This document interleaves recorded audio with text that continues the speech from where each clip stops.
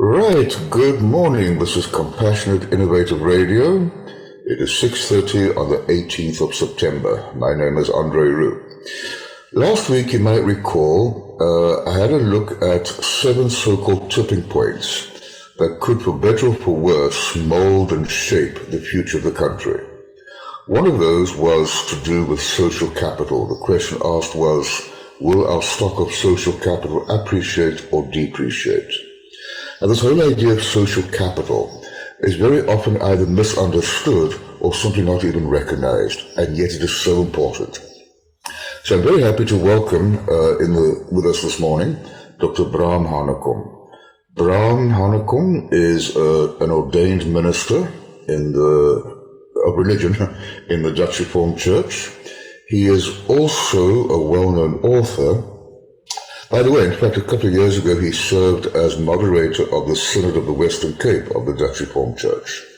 But in more recent times, he is director of the Centre for Public Witness, which means that he, more than most people in this country, meets and interacts with people from all walks of life, all sectors of society, both in the country and outside the country. And Braam is ideally suited to provide far more knowledge and insight into the notion of social capital. So, Braam, welcome to you. Thanks very much for joining us this morning. I know it's very early. Thanks, Andre, and just a privilege to be with you all, and a good morning to all the listeners. Thank you. So, maybe before we have a look at social capital in South Africa, perhaps just for clarification, 2 questions. What is social capital, and why is it so important?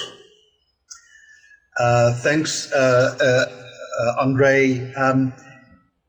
If you look at social capital, the concept, then you will see that it's not only a South African thing that we feel is very important for all of us. It's an international concept that's been with us a couple of years now. And if I can a lot of definitions available on social capital, but maybe the most simple one that I've stumbled across is something like this. It's the network of relationships amongst people who live and work in a particular society. That can be a micro or a macro society. Enabling the society to function effectively. So what it means, it says there's a network of relationships.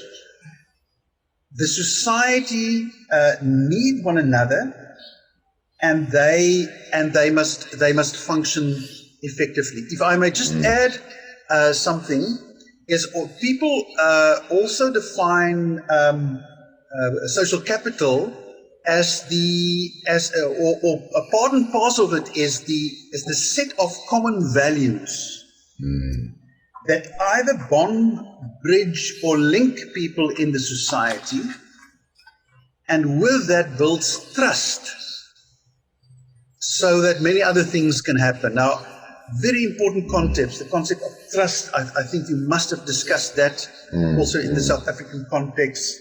The concept of bonding, bridging, linking. If you just look at the diversity within the South African context.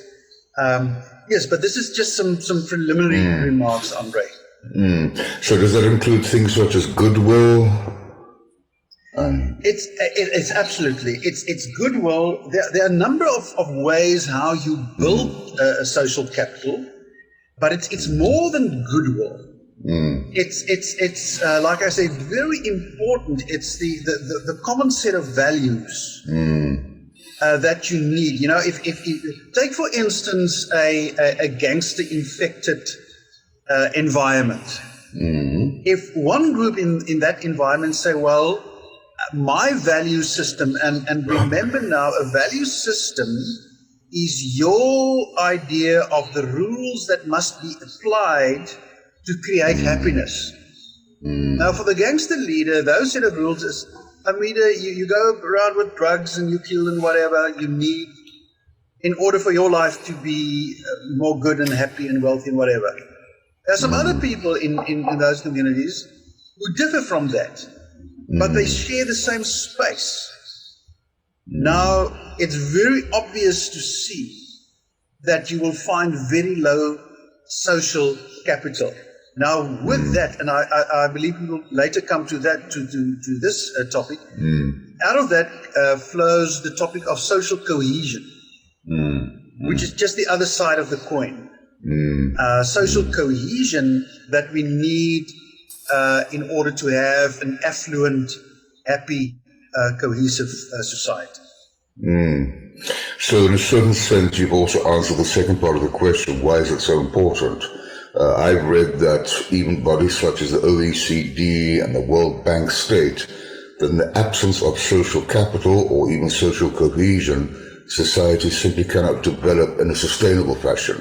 They might show signs of development on the face of it, but deep down, systematically, fundamentally, they cannot develop for too long a period. Does that sort of link up to what you're saying, yeah? Absolutely. I've stumbled across a quote from Peter Guber, who said, without social cohesion or social capital, the human race wouldn't be there. We're not formidable enough to survive without the tactics, rules, and strategies that allow people to work together. And maybe, Andre, I must just tell you a short story. You know, Stanley Plessis, he was the Dean of Economics at Stellenbosch, and at the moment in the leadership of university.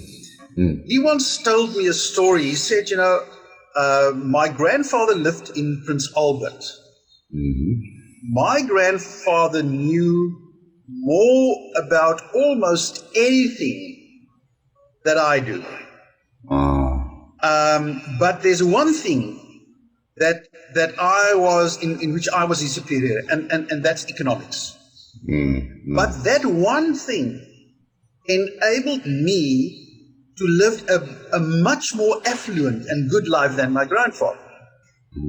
But here's now the thing, and according to his own acknowledgement, he said, I am fully dependent on a lot of people around me to live that life, because I only have the knowledge about one thing. My grandfather, he was almost like self-sustainable. Now, that is a very simple story to explain some of the fundamentals of an economic system and as we say, the capitalist system that we live in. And so we need one another. They've done some research, Andre, fascinating research in the northern and southern of Italy. Robert Putnam, you know about Robert Putnam, the extensive research that he did, and he asked the question: now, why is the southern part, the so-called Mezzogiorno, which is rife with corruption, crime, the mafia, and failing institutions, why are they so poor? And why are why is the northern part of Italy so affluent? And and that was Putnam's answer, it all boils down to social cohesion and social capital. So now, if we come to South Africa, I think it's a simple conclusion why this thing is so important, and we've got our work cut out. Yeah, just to latch on to the story you just told about Stanley Plessis. It seems, therefore, that the more modern a society is, the more interdependent we are. Not independent, interdependent. And all these links magnify the fact that we cannot live without each other. We cannot progress without each other. And therefore, it emphasizes the need, as you are saying, for these shared norms, these shared values, even perhaps shared visions. I would imagine that could also be important, having a shared vision of the future. Yeah. Okay, thank you. So I think that gives us very... Yes. May I just... That last remark that you made is so important. You know, we tend to think that modern people, we commonly say, we've become independent. Okay. We've become interdependent.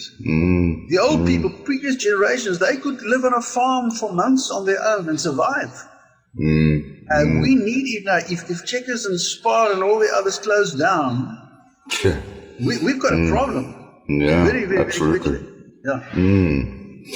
All right.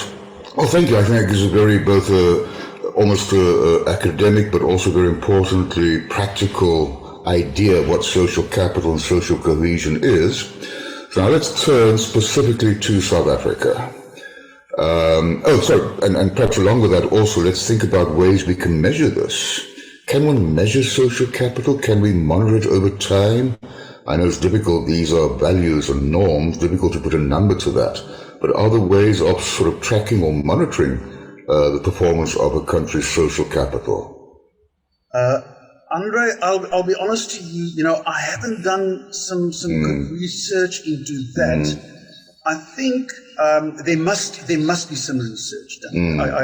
I can't imagine that. But I think at the moment we all live and work with a gut feeling. And I think it's fair enough to say that in South Africa currently we are definitely not where we are. Take the whole concept of poverty. I've developed 5 pillars, or what I call the 5 pillars on which poverty rests and grows. And social capital is definitely one of that. Let me rather say the lack of social capital. Now we all know, we can look at poverty from a structural point of view, from an educational point of view, from a moral point of view, the corruption, from a psychological point of view.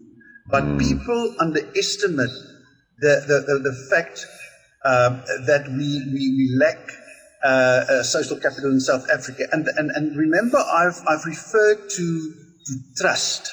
Good social capital, a lot of trust. Bad social capital, a lot of distrust.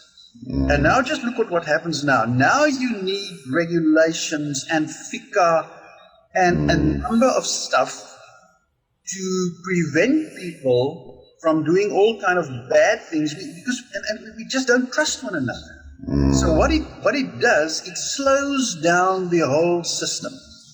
You will know, I think, the last figures that I've seen in New Zealand, it takes about 48 hours to open a business.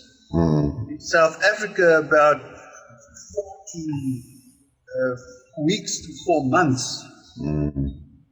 Just to give you an indication of how it slows down the lack of trust and the enormous impact and implications of that distrust. And I don't think you don't have to be a scientist to look around you and see that we are in desperate need when it comes to social capital. This is our real poverty, Andre. This is yeah. Look, I was going to say, well, let's dig even deeper. Yeah. Why this distrust in South Africa? Can we? I'm sure there's more than one reason, but if we try to think of some reasons for this almost structural feeling of distrust of each other, among each other, is it just our nature, or is it factors beyond our control? Is it just how we genetically disposed? What's behind all of this? Okay. I'm going to try and keep it very simple and just off the cuff. Again, I'm shooting from my hip. The diversity always poses a challenge. Now, if you get it right, it can breed enormous affluence and wealth. If you get it wrong, then you're in trouble. Then the second thing, I think we always talk about racism, which is a huge problem in South Africa, but even the challenge of ethnicity. If you look at the planet, the biggest wars and conflict that we've seen was not between races. It was between ethnic groups. Northern Ireland, Serbian Bosnia, Rwanda, Hutus and Tutsis. That was not a racial war, that was an ethnic war. So we've got this challenge. And then on top of it all, we've got this difficult past and the history. It's in our face. And Andre, I don't think that we've spent enough time after 1994, when we put up a social contract. That's what I call the Constitution. I said it's a social contract. But we did not by far spend enough time and to invest in what we call the web of relationships. So what we have at the moment is, one, a lack of insight into the part that you play into the conflict. I mean, we can always point the finger in South Africa, but we don't recognize and we don't see our own part. At the moment, we have different narratives and perceptions. Because people don't interact with one another for a number of reasons, including lack of trust, there's no proper space to correct those perceptions and narratives. The other day I was in a city where someone told me, we've built a state but not a nation. We've built a state but not a nation. Obviously different values, attitudes, and connections. I think we lack a common vision, and you've mentioned it, and a shared focus. And maybe above all, and we will come about to that. I interact with a lot of people on social media, and they're angry, they're bitter, they can tell you how bad the other side is. But when I ask them, now just tell me, this is bad, let's agree, South Africa is 5 minutes to midnight. Now what are you going to do about it? Then they become silent. Dead, Andre, dead silent. And so we must acknowledge that we are part of the problem. And I'm not saying we are the only problem. There are a lot of problems. Let me get it off my chest. The horses that were killed and mutilated in Port Elizabeth, that's pure barbarism. Now that's a typical example of a clash of values. And you can just imagine the social capital in Port Elizabeth this morning. Now, I'm not a horse racing favorite, but that's a typical example of that. It's way down at the moment. So we've got a number of factors: history, ethnicity. The other one is very important, and I remember some years ago I had a lunch with at that point the chairperson of conflict resolution in the African Organization of Unity at that stage. And I asked him, Chris, what's the guy from Uganda? What is the root of conflict in South Africa? And he just, without a blink, he said, bad government. Okay. Now, bad leadership creates conflict. And look, we've been through 10 of the worst possible years under the Zuma regime. And so many reasons that we can give. Are there countries that come to mind somewhere in the world where one could say that they've reached a good level of social capital? Not, I'm sure never perfect, but where they've managed to get it right. Look, an example now. It's not an affluent country, but people sometimes refer to Mauritius and Madagascar. A colonial heritage. Not many resources like minerals and that. So basically tourism and that. But that's some examples. It is. You can let me just go to the bad examples. You can see if you don't deal with it, and you wipe it under the carpet, then you end up in a place like United States of America is at the moment. Where you can just see the racial divisions. It's now in your face. It's now in your face. And but if you ask the question about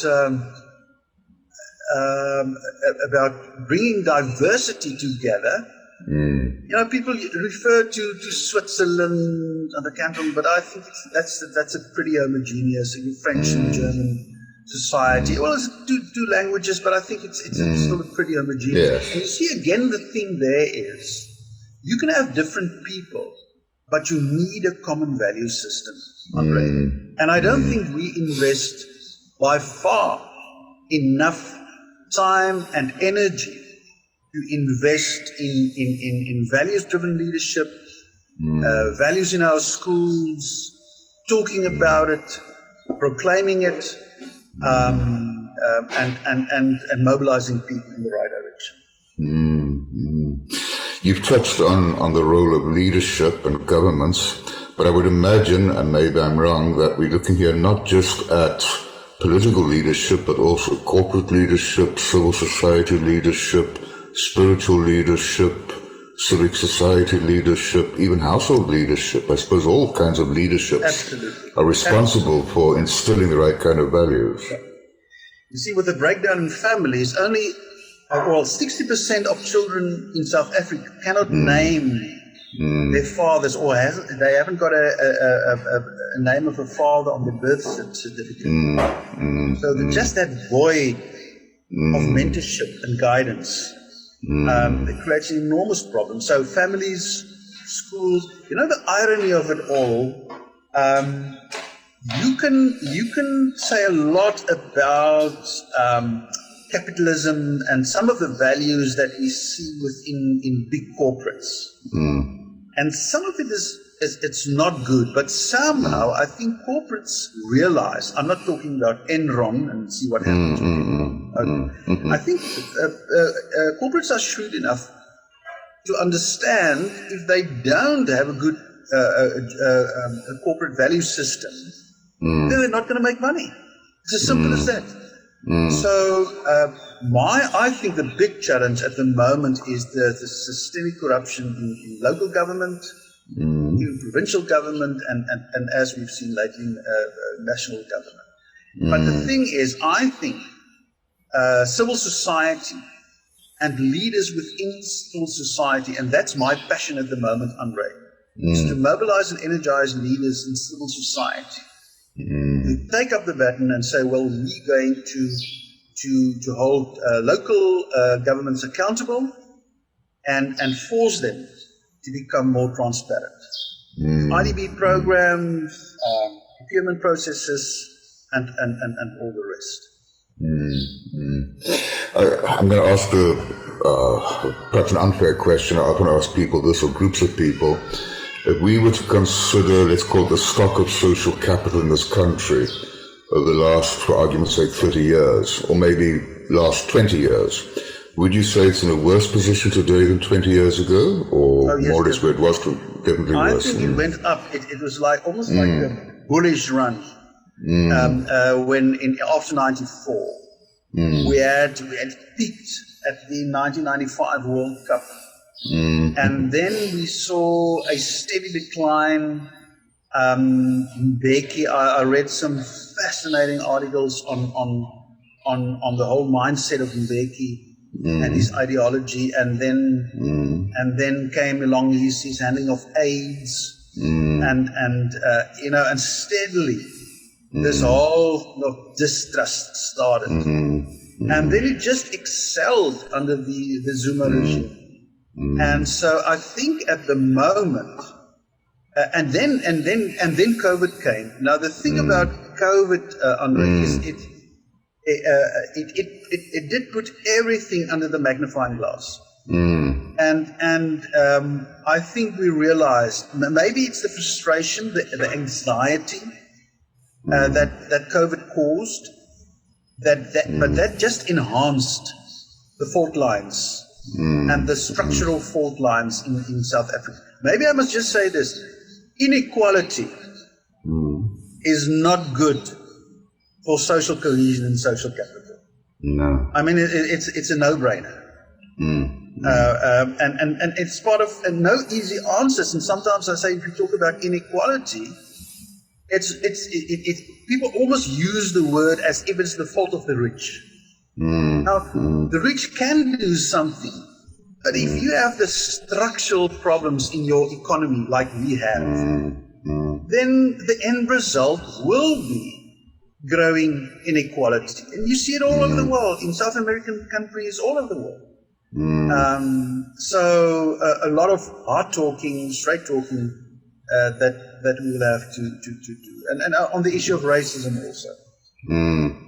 Yeah, I've often pointed out to people inequality, and sometimes I'm unpopular for saying so, but the biggest source of inequality is not so much between the very rich and the ordinary citizens, but between the ordinary citizens and the poor, because the poor probably don't have a job. That's the biggest reason for inequality.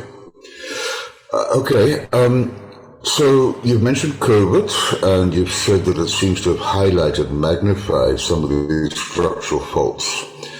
In a few months' time, hopefully, we all cross fingers and hold thumbs. We'll look back on COVID as a very terrible part of our history. But what then? What needs to be done? Who needs to do what to really start restoring our stock of social capital? I think you've mentioned already it's everyone's responsibility, but in practical terms, what needs to happen so we can again start feeling that we are stocking up on the good kind of social capital? We won the World Cup last year, so we can't ride on that next year, but what lies ahead? Or put differently, do you see this going from bad to worse, or is it a possibility that we could improve the social capital story? No, Andre, I'm a believer, and I also have hope and faith and love, and I always believe that there's a possibility that there are possibilities to change things. It works from the simple to the more complex. It is as simple as individuals starting to greet one another in a respectful way. If you walk out of your door this morning, you greet people politely. This is as simple as it gets. Then I think we need in communities, we will need many more forums, community forums.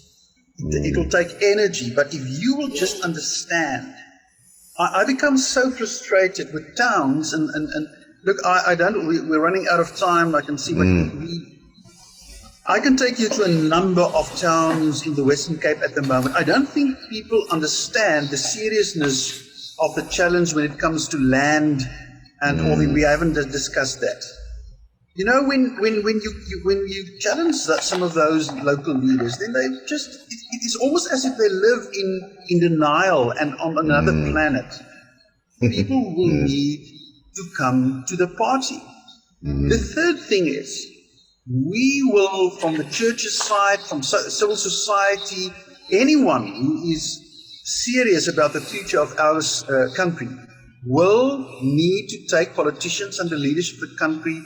We will need to hold them accountable for the kind of leadership, the style of leadership, some of the things that they say that is really dividing people at the moment. They are feeding into the racism. You know, if just one example, if you take the Freedom Charter, South Africa belongs to all its people. Yep. There are some political parties that are feeding the narrative, and I'm going to say it as it is, feeding the narrative that it only belongs to black people, and that the others are some kind of nuisance that must just go away. And you know what I'm talking about. Now, and then you get social capital. Yeah, and then you get this sort of retaliation, as it were, from the other groups. Absolutely, and the bitterness. We haven't. Let me just put it in simple terms. We've got a couple of options, Andre. We can either, and some people are ready to do that. They don't know what they're talking about. They're ready to fight, okay, and go into war. They don't know what they're talking about. We've been there. Look at the Boer War. We've been there. We've lost we lost the war. We lost our women and children. We lost the farms. We lost everything. The second one is to pack your stuff and go to Australia. The flight option. But the third one is to say, build the social cohesion and capital amongst the rational, diverse people, filling the middle ground, and putting up a radical alternative. They talk about the radical middle, But you'll have to invest, and I don't want. Let me just put in a quick ad here. At the Center for Public Witness, this is our business. We've been now to about 40 towns all over the country, getting people together. It's hard work, it's tough work, but I could see the difference even in time when COVID came along. If you have a platform to work from, even if you have, just yesterday, I had to dig deep into my social capital in some towns where we have a huge land crisis and challenge and housing crisis that's at the brink of erupting.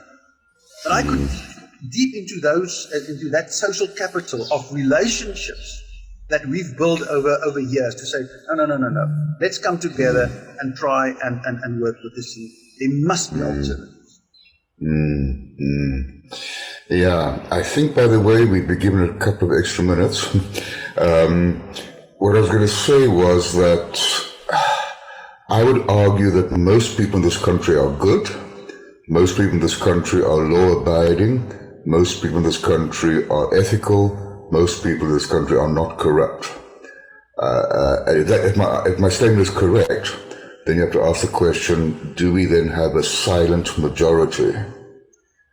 Andre, I think we have.